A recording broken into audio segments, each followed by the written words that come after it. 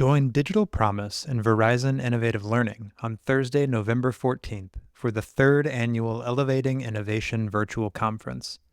Here, you can learn from educators and edtech experts like Dr. Mahalia Hines, Dr. Adam Asher Blackdeer, Crystal M. Watson, Chania Bond, Jed Derryberry, and Dr. Mary Hemphill, plus many more about the latest educational trends, emerging technologies, and innovative strategies that can transform your teaching practices. Register for free at digitalpromise.org/elevatinginnovation. That's digitalpromise.org/elevatinginnovation.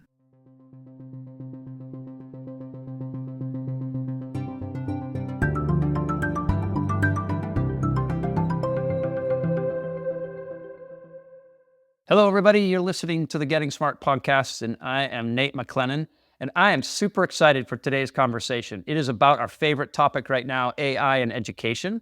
And really, we have this very fundamental question about how AI is going to impact teaching and learning, or how teaching and learning may impact AI, or those questions that fall in between. I think we're seeing, if you look at the media and you talk to people, whether in education or not, that there is this continuum from doom and gloom on one side, that it's going to end the world, and then there's this super optimism on the other side saying it's going to save the world. And of course, there's tons of opinions in between. And so we're going to try to get at that a little bit related to education.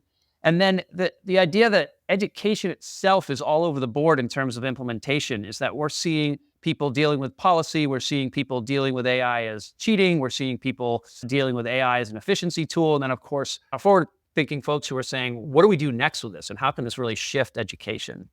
And so we also know that the use is increasing, and so just about every student has heard about AI in some form or another, and many, greater than 50%, we think, are using it in some form or another, regardless of whether or not their school allows it. And parallel to this, there's this billions of dollars being invested in the product itself outside of education, and yet a lot less investment in education itself about how do we rethink what we do, how we teach, how we assess, how do we design curriculum, and what on earth do young people need to thrive in an AI world. And so luckily today, we're joined by Tim Dasey, who has spent 35 years in AI, because AI did exist before ChatGPT was released, and 30 years at MIT with LinkedIn Labs and working on national security programs and technology and AI and many other things. And last year, he wrote a really interesting book with a great title that I love called Wisdom Factories: AI, Games, and the Education of a Modern Worker. So Tim's with us today. So welcome, Tim. We're super excited for you to be here. Thank you. Pleased to join you. So we're going to have a wide-ranging conversation today. I think it's going to be interesting because both you and I love this topic. So I'd like to start with an easy question, and there's two parts to it. So the first part is, what did you want to be when you were in high school? And then the second part of that question was, what was the most inspiring learning experience you had between birth and college graduation? So two ways for our audience to get to know you a little bit. Look, I grew up in the space race.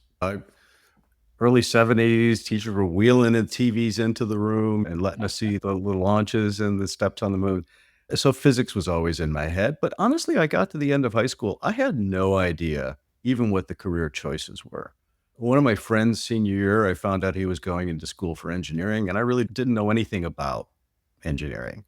And so, sometimes life takes a few strange twists. But related to your second topic, one of the reasons I took the path I did, which was in electrical engineering and eventually computer engineering and biomedical engineering, and then finally, as the workforce really touched a number of other disciplines too. But senior year of high school, so this was 1981, and I took a one-semester computer programming class on a Radio Shack TRS-80 with 16 kilobytes and a cassette deck storage. And there were maybe a half dozen people in our class. It was entirely self-paced, entirely project-oriented, and it really captured my imagination. It was that one teacher, just really very far forward when you think about half of the country, half of the U.S. high school students don't get out with any computer courses at all. And I remember those days, and I have this vision of the dark screen with the green or white lettering and us using the basic code 10, 20, 30, 40. And I think my two children are in college now, and they're we grew up in a time where we didn't have internet, we didn't have email, and we were just starting to think about code. And their world is totally different, where they're absolutely immersed in it, and they have this new thing, AI, coming along. But you've been in AI for a long time. How has the concept of AI shifted from when you first started studying it or looking at it 35 years ago to now? And because a lot of our audience are educators and school leaders and district leaders, what do we need to know about the mechanics of AI, if anything? Yeah, I got involved in the first generation of artificial neural networks, which is really still the basis behind the most powerful AI. I got involved in that in the late 80s, early 90s. And I was coming at it from a very different viewpoint. I was in a lab that was trying to understand mammalian visual systems. And so I was using these networks to try to model biological systems and then later on to process neurological signals. There's really, it's funny, a lot of the math, a lot of the basic math behind AI existed back then as well. I mean, there have been certainly scale ups and additional innovations, but the core concepts are really still the same. And the thing that I think most educators miss about AI, because so much of the focus is on how to incorporate AI into the educational process, is that my focus more recently, really since the book has put out, is more on how to teach about AI, as you've mentioned. And if you take a step back and think about what are the core foundations of getting a machine to learn and think, quote unquote, a lot of the meta principles are really identical between getting a machine to do it and getting a human being to do it. And so I think teaching about AI is teaching about learning and teaching about thinking and teaching about the kinds of work processes and cognitive processes that human beings go through. And I think the value really is in comparing those two throughout the educational process. It's a really intriguing question, one that we've been thinking about too. And I have this visual in my mind of trying to imagine, how do you sketch out an AI learning process with a large language model and a human process? And they're both taking inputs. We're taking inputs through our senses. We're processing it through something we call a brain, and then we're putting some sort of output out there. A large language model is pulling in a set of inputs, a question. It's processing it through this LLM thing, and then putting out an output. But what's the difference? If you had to try to identify, because you just talked about they're pretty similar, but I know that they're different in some ways. Like, how do you capture that for an educator?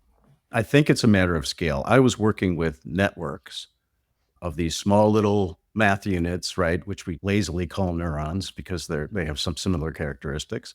I was working with my networks, maybe had hundreds of those neurons. ChatGPT has something like, at least GPT-4 was rumored to have something like 1.8 trillion connections between neurons, and the number of neurons would certainly be in the billions. And so these are just massive. So it's a little bit like me working on a cockroach or equivalent to a cockroach brain.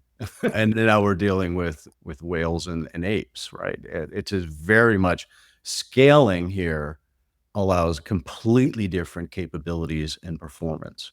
The other major change is, and it's related to being able to do things at a lot of scale, at high scale, is that rather than give the generative AI like ChatGPT is not given a specific narrow applications task.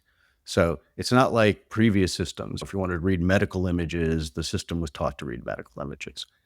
In this case, the task given to the AI during learning was so general that in order to figure that, and it's really just character that the system puts out, it has to decide which character or multi-character tokens they're called to put out. So based on an input, it just goes repeatedly through this process of deciding what's the next thing I put out. But in order to do that with any kind of effectiveness, it had to learn a whole bunch of other concepts internally about how to make that extremely complex transformation. That kind of a very general task back in my day would never have done anything very effective because the networks were too small. My beehive or my anthill was too little. Let's go to your book, Wisdom Factories. And I love the preface quote. The saddest aspect of life right now is that science gathers knowledge faster than society gathers wisdom, from Isaac Asimov. Why did you choose this in the face of the AI acceleration when you started? Funny thing is that quote really represents the career transformation that I'm taking in a lot of respects. So it had, it was more personally representative, right? I was taking a gamble here in my life, and I could afford to. And moving into, even though I worked for a university for 30 years plus, I was not on the academic side. Me moving into teaching and learning and doing so without being able to show much of what I had done through my career, which was hidden behind that national security veil.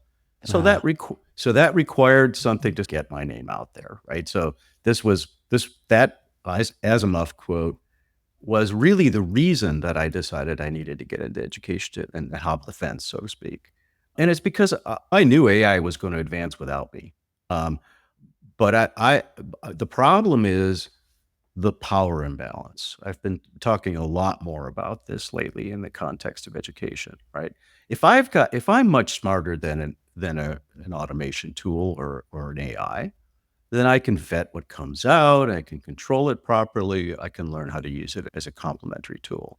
If the AI is far smarter than me, then I'm essentially at its mercy, just as I would be with any human being that I interact with who is just far more knowledgeable in a field.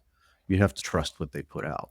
That's essentially the fundamental paradox in AI education as well, right? Is you want to get people to an ability that they can critically analyze with the information that they consume. But the process of getting there probably requires that they're not having something tell them the answer the entire time. So going back to my book, I started to see AI being automating the jobs of AI engineers themselves to some degree.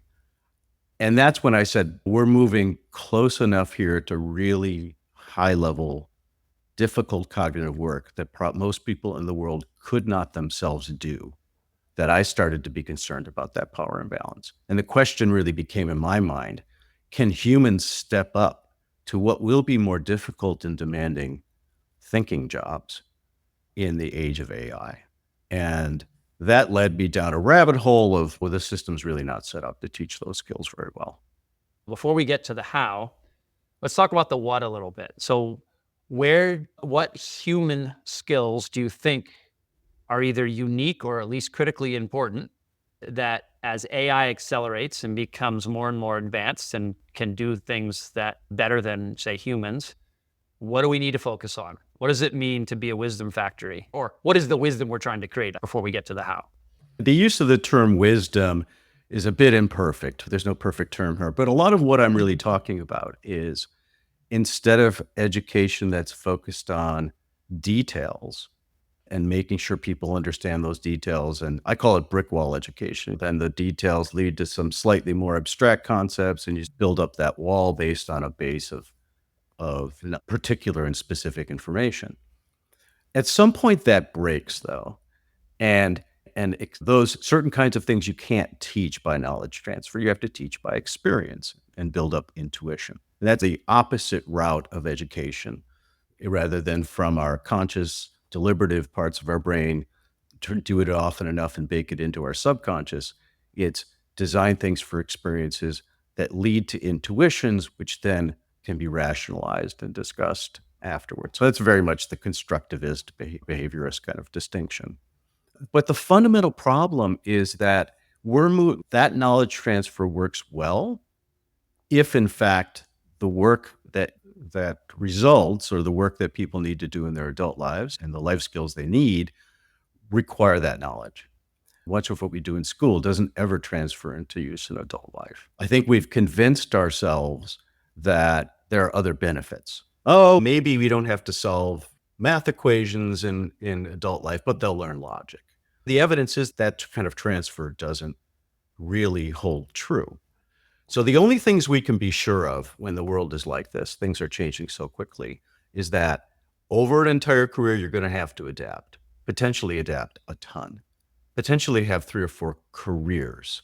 So that means that your ability to morph is more important than any static capability that you have. Can I get ready for tomorrow's challenge really quickly? Okay. And that's a very different kind of skill. Anybody who's had to move from one field to another will understand that the skill there is not in going and diving in and reading the textbook. It's deciding what the information you need to get the job done now, and going far enough to know how to grab the correct information, right? To know enough to say, all of this is details. What I'm getting out of here is a gist that in this field, they have a fundamental bottleneck here. I always used to say when I would interview, and I hired hundreds of sort of master's and PhD level people through the years. And the things I would ask them in interviews were about their adaptability, not about what they knew. Yeah. I would talk about their work that they had done previously and say, well, what if the conditions of the problem were different in the following way? How would you do it differently? Did you pay attention to what other people in your laboratory, in your department, or in other fields were doing that might relate to it? Did you have an interdisciplinary bent? Were you just so damn curious that you could sit there and talk about the field as a whole and say, here are the major issues this whole entire enterprise has to deal with, right? It's that big picture side. And so if there's any one major difference here between what I would say the traditional system is and what I'm preaching, is the traditional system is about building sort of a specialized expertise. We think of the whole process as necking down so someone comes out with a specialty they can make money with and feed their families. And this is a different, that's not going to go away. We're still going to need experts, right? A nurse is going to need to know how to be a nurse. But that nursing job is potentially not at all the same, except for the caring of people part.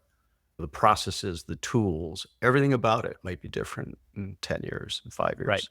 In some fields, in AI, whatever knowledge you learned about methods and approaches is stale probably in a year to 2.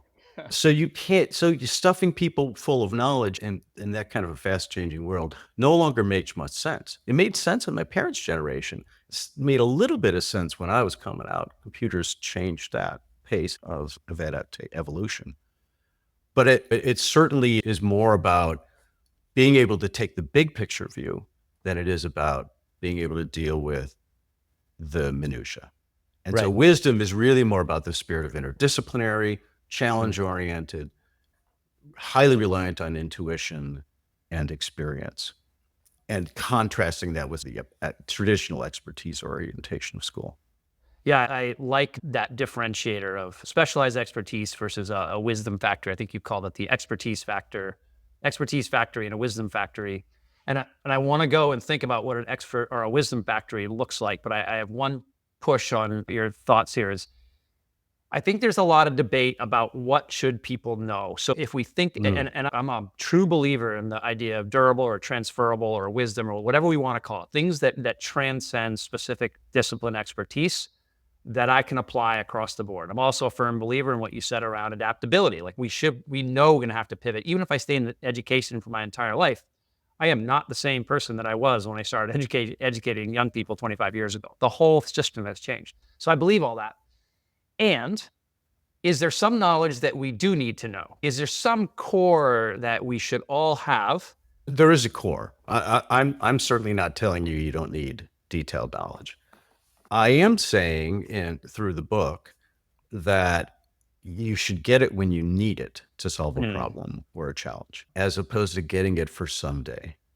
And a lot of what we do is getting it for someday. Because we know that the brain, if there's anything we know about the brain and learning, it's use it or lose it. It's a principle all the way down to the individual neuron, all the way down to the individual connection between neurons. And so if we don't, the more transferable, the more commonly used skills are those metacognitive skills that transfer in domains. Let me see if I can give you a particular example.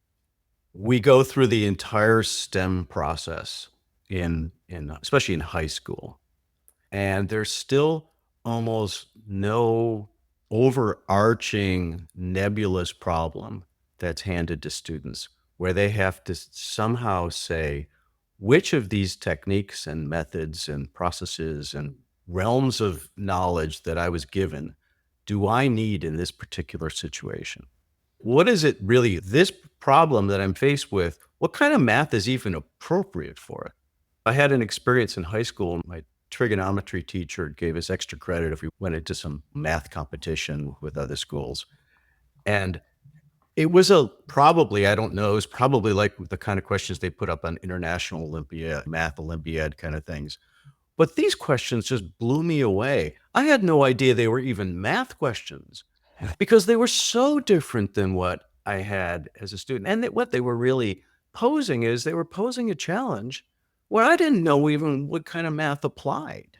My Right. biggest decision was deciding what approach to take. And so that's much more the case in our workforce now than it ever was.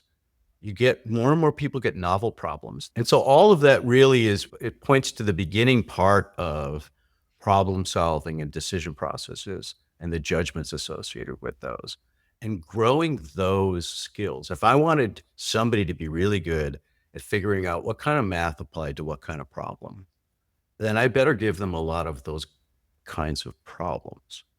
It's Yeah. the same principle here. If I want somebody to be good at something, they need to practice. It's just now Right. we're practicing at a very different level, a level of judgment, not a level of process and repetition. Yeah, it's not algorithmic anymore. Let's pivot now to the what. And you recommend three different things. You recommend games, you recommend turning the educational model upside down, and then something called productivity therapy. And I'd love for you just to walk through, start with games maybe, and just walk us through what does this new system look like that will build the wisdom factory? Games is, but it's not a magic paradigm, right? It's not even a computerized paradigm, right? Playgrounds have been around for a long time, and so I'm talking about it in that very general context, right? But it is this notion of being given a challenge, being allowed to attempt the entire challenge, fail, learn about that failure, and try again. It's that iterative experience, right? Now life doesn't afford us the opportunity to have all the experiences that necessarily give us sort of that well-rounded view of how we could or might respond in all the different situations. And so games is really a safe way to fail and without having to go through all the negative ramifications of that in a real life situation.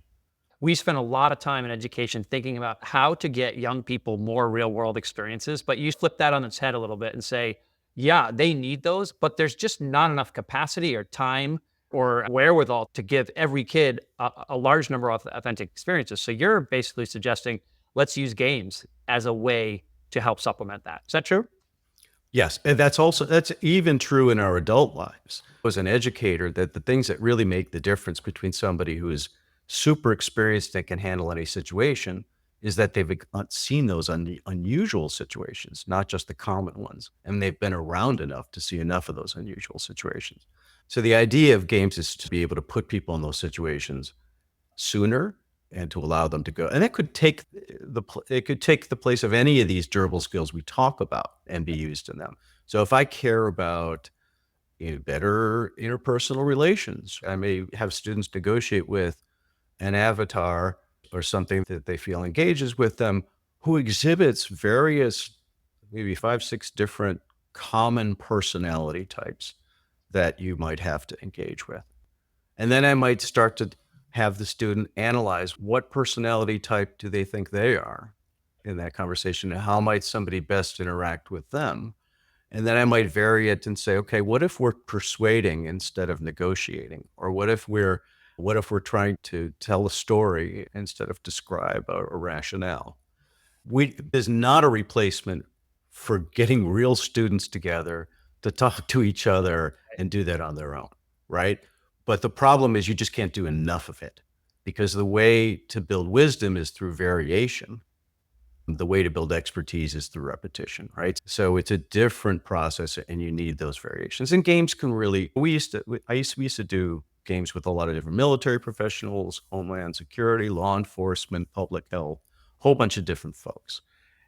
And we tried to get instead of we would play out situations that might evolve over weeks, let's say in a disease outbreak, and accelerate that in time so that they had to make decisions more carefully. But the information rolled out in all of its uncertainty and incompleteness over time, right? It wasn't a retrospective case study where we knew what happened, right? And we would focus on particular judgments they had to make and then just do variations on that judgment over and over. We could probably cover 15 or 20 different cases in an hour that way. Yeah, I And love. That didn't take away from like all the complex field exercises they do that went through things in gory detail, nor the textbook learning that they would have had in their education, but it filled a niche that was not otherwise fillable. Got it. And so the problem we've had historically with games is they're too hard to build. Now they're Right. not, right? So Yeah, the second one you mentioned is the upside down learning. It's that almost all of our instincts are opposite from what we need. When you're going that route from instilling information into someone's conscious brain and getting it eventually baked into the subconscious, it's a different process and than the other way around, where you build intuition through experience and then discuss it. And really even the fundamental structures of schooling don't allow for that, right? We have a class that's about chemistry. We have a class that's about physics. We have a class that's about biology. If I said to a student, we have this problem of antibiotic resistant bacteria, right? Let's figure out some of the solutions to that problem. And you guys can come up with ideas, but along the way, we're going to have to dig into how do diseases work. We're going to have to dig into the chemistry of vaccines and how they bind to sites. We're going to have to dig into all of this information that will touch physics, chemistry, and biology, and probably a lot more, including sociology, psychology, and the like. yeah. Right? So if you give students the problem that's at an appropriate level of complexity, you can still do those knowledge dives. Sure. Right. But now that knowledge has actual association with things that may mean something to students. And then the next lesson is talking about security threats, which have a lot of characteristics similar to diseases. So do memes on social media. So you connect that skill, right? You start building the transferability directly by connecting the skill in one application area to the similar concept in another domain. But we don't have ways to do that because our classes aren't even structured that way. Every once in a while, an interdisciplinary class comes together, but there's really not a simple way to cross-fertilize between realms.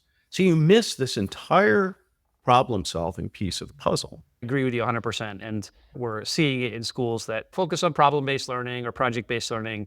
It's hard to pull off. It's done in innovative schools, but the vast majority of schools are stuck in a Carnegie Unit limited credit-bearing, disciplines-based piece because secondary schools in the U.S. in the public sector are governed by rules that say this is what your graduation requirements are. So it requires a re-architecting of the system. And we're deep believers and have seen examples on the fringe, or I call it the innovation bubble, but mainstreaming, it's really challenging.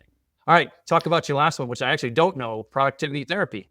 So productivity therapy, it's essentially what teachers are going through right now with respect to trying to build AI into education. So it's the notion that the market for AI, for generative AI, like these language models that we're using, is a long tail market. What does that mean? That in the business world, that means you've got lots of little pockets of customers who each have very different needs, right? So you're essentially trying to support judgments and decisions of a human being, and maybe some creative processes too. And my needs are just very different from someone else's needs, not just at the job and task level, but because I'm a different kind of person. So I'm ADHD. I need some supports to help me with organization, to help me get my racing brain thoughts down on paper more. I use a lot of apps when I'm out walking because I'm hyperactive and I need to stay moving. Those are the kinds of tools and supports that are particular to me and my personality. But because AI reaches, and really most of the benefit is helping each individual worker get a few percent better. Here's 10 or 20% less time on whatever. Because that's a very long tail need. Whatever one teacher needs, it may not be what the next teacher needs. What I've talked about is there needs to be some support structure for teachers or those in any profession to really work through that. And I call it productivity therapy because it's as much about understanding how you think and how you process information so that you get the right kinds of support tools around you in the form of AI. All right, so we have a good sense of the wisdom that we need. We have a good sense of the three major levers. It's in there, but maybe was a little bit more disguised in the book. And that is, I think we have very weak ties between business and education. And business is not sending a good enough demand signal to schools. They're saying these wishy-washy, I need people with better critical thinking and people with better creativity. But I think they're not being specific enough. And I think that's going to change quite a bit because I think employers, because of things like games being much more accessible to them to use for things like interviewing and performance analysis. If I'm hiring an actuary, I can just go test, can they do actuarial stuff by giving them scenarios? And we're starting to see that more and more in job interview processes. And I think that could be, depending on how it's aggregated and what we learn from it, that could be really good signals back to schooling about whether you're putting out people that are able to do the jobs. Yeah, I was reading something the other day about how some firms are playing around with AI-driven virtual reality scenarios to understand how someone could have a conversation with someone else, how someone could sell something, depending on the nature of the field they're applying for. That's but right. getting much more objective data, much less time-consuming for the HR departments, and this idea of skills verification and using games associated with that, and then getting the signals from. We know that there's some pretty good data coming out of business that they know that young people are actually lacking in this wisdom, or people applying for their jobs, not always young, but how to make sure that they are identifying those folks when they hire based on those skills is an interesting predicament that I think the field is working on. Yeah, and it's quite possible that, look, the population has always been lacking in those skills. Yep. But we just happen to need them more now. Correct. And if I'm going to be judged in the future by a combination of me and my AI team, then I'm a manager. In many respects, I have to be able to take my job, figure out what's wrong and needs to be fixed, figure out how the tools can help, and then demonstrate that they do. And that's a manager. And management skills are very different than, I think it was Deloitte. I may be wrong on that, or Gallup, one of those, I think it was Gallup, that came out with a study that estimated that only about 10% of workers in the US have appropriate skills to manage. Now, more than that are actually already managing. So right, I was about to say that. Isn't that there's a lot more that are actually given those positions. Yeah, but really we're talking about everybody's going to have to manage out of the gate. Yeah. So it's just very different needs. This has been great. I have two last questions before I do a quick summary. In education, as I started, we're all over the map. Some people are working on policy, some people are working on implementation, some are worried about cheating, some are thinking about assessment, some are thinking about efficiency. So it's a confusing landscape, and understandably, right? It's happened so rapidly. What are your recommendations for school leaders, educators? What are the most important first steps? Because you paint the big vision here, and it's not going to happen overnight. So what are the most important first things? Well, look, if you want to innovate, there's some basic principles, right? One is you do need experiments, right? If you're going to know what's going to work, you need people to try to do different things. And that means allowing some tolerance for a few of those tries may not work very well. So second piece of that is be able to spread your lessons around, right? And develop the communication paths and the platform so people can know what's working and what's not. And then the third, I think, is more about changes in attitude and a process, right? In the software world, we use a process called Agile with a capital A. And it's really just this assumption that in software, things change so fast. By the time I'm done with this, the users may not even really agree that what they asked for is what they want. Then the world may have moved on. So when you have that uncertain world, you build a little, test a little, try again.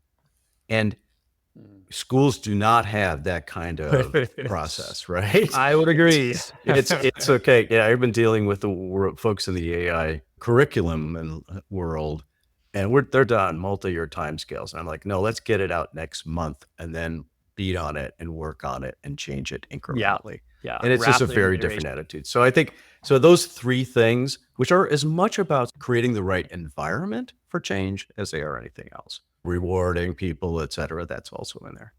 And what we're seeing, where we see the most innovative work, is when they have more agency and more ability to experiment, where they are networked. So they're spreading their lessons around and trying to amplify that, learning both from their networks, but also internally. And And then, we're not very good at the agile approach. We like to plan really big things and plan them for a couple of years and then let them run for a couple of years. And we don't learn lessons fast enough. All right, Tim, last question. What are you working on next? You wrote a book last year. You've left MIT. You've got a lot of big ideas. You're doing some consulting. What's the next big thing for you? Yeah, the consulting is combination speaking, professional development strategy, et cetera. I do that for K-12, corporate, higher ed, all levels. But the big projects I'm working on, one is another book, which is going to be a really more nuanced guide about AI for educators. Everything from how to deal with cheating through what we need to teach about AI to pedagogical and structural considerations.